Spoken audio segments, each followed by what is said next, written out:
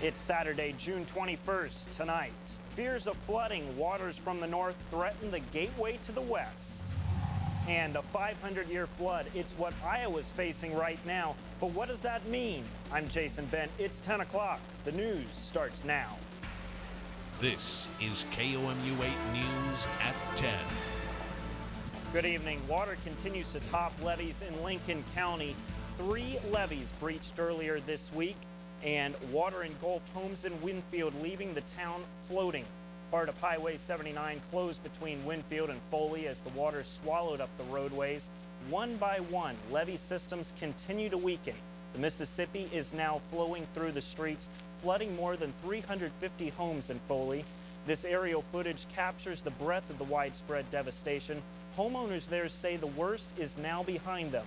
Water levels fell well below records set in 1993, and there are no reports of breaches tonight. The remaining levees are expected to hold back water as the rivers crest in that part of Missouri tomorrow. Meanwhile, upstream, there's finally some good news on the horizon for those hit hardest by the flood. The Mississippi River did not crest as high as models predicted. Still, there are dozens of towns that continue to wade through fears of flooding. NBC's Jay Gray looks at the flood zone where waters are crawling slowly downstream. Now that flood water moved past Iowa, homeowners started the daunting task of cleaning up.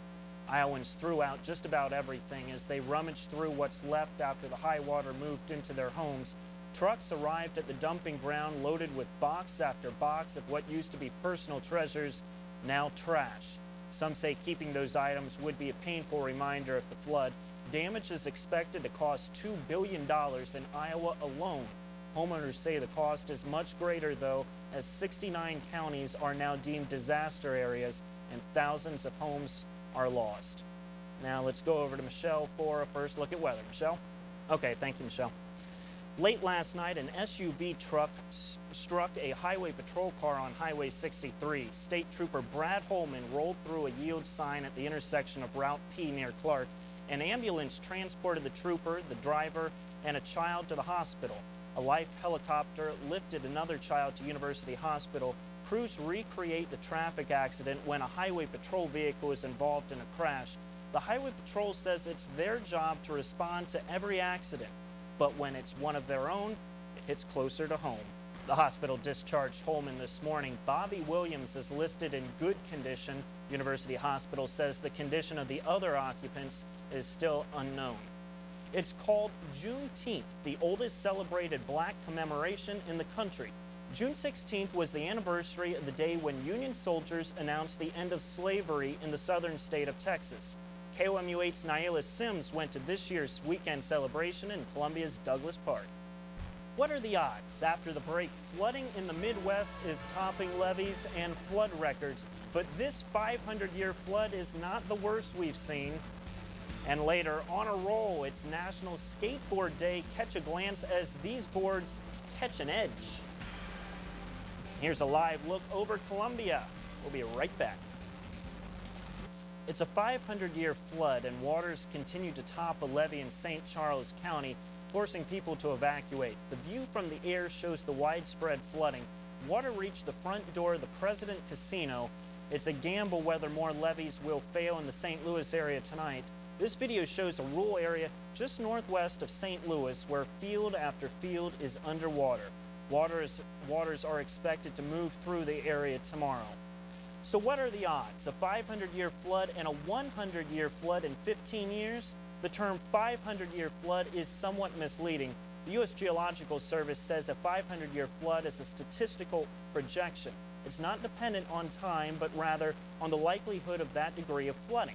A 500-year flood has a 0.2% chance of occurring, while a 100-year flood has a 1% chance of occurring. And I'd say no matter what, no one around Missouri or Iowa wants to see that again anytime soon. No, definitely not. But the sad thing is we are going to see some rain for tomorrow. Sounds good. Thank you much. Yep. Anytime you beat 63 other golfers in a one-on-one tournament, you've done well.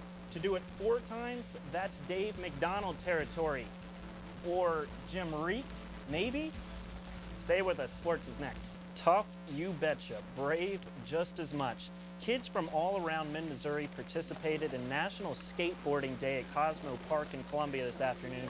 Several hundred skateboarders came to show off their skills in competitions and learn some new tricks from other skaters.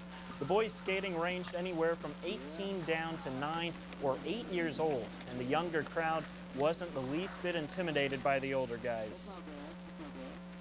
Oh, heck yeah. Like, I've seen like a little 9, 8, 7-year-old skating around, like doing the same thing I am, just ripping it up. It just surprised the heck out of me. It's the 4th annual skateboarding celebration at Cosmo Park, and I'll tell you, I was impressed, very much so, by these guys. There's no way I could ever do any of that. I AJ? tried. When I was younger, I tried, but I got a few scrapes and scratches and a bloody chin. It was not fun. They definitely took their spills sometimes, and they got right back up and did it again. I was impressed. Yeah, not much of a skateboarder myself. Usually I'll go right next door to that at Cosmo Park and try to play hockey, but there's never anyone there to play with. There were plenty of kids out there tonight. So, Yep. thank you. That's our time for now. We'll see you tomorrow night. Have a good night.